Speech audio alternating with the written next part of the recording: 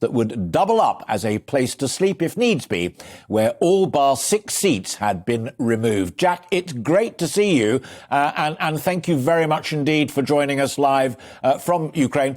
Can you say safely where specifically you are, or would you rather not?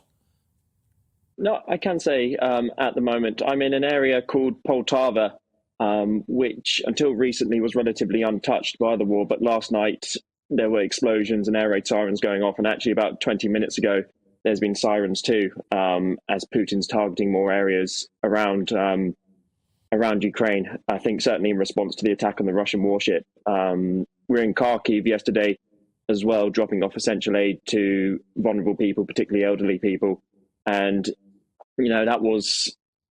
it was a real experience. I think we had explosions going off around us. We could feel the impact of the explosion, like in your teeth rattle as the bombs hit.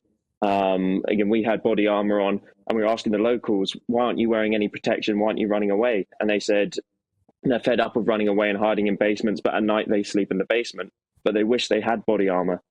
They wish they had something to defend against the missiles. Jack, let me just interrupt very briefly, because while you were explaining that about the body armour, what have you, with folk who were listening to this conversation on radio rather than watching on telly, we were showing some pictures of local folk of various age groups, and the joy and relief on their faces is crystal clear. Going to turn that completely on its head and ask what Jack's reaction was when you went to Bucha. We've all heard that word. We know from the media reports and the television and radio reports what it means. You've seen it.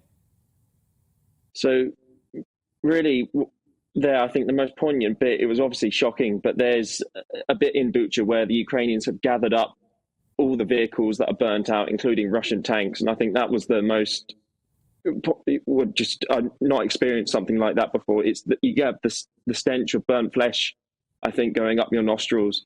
And you're seeing, cars with children's seats in. You're seeing cars with children written in the front in Ukrainian, all with bullet holes riddled in there.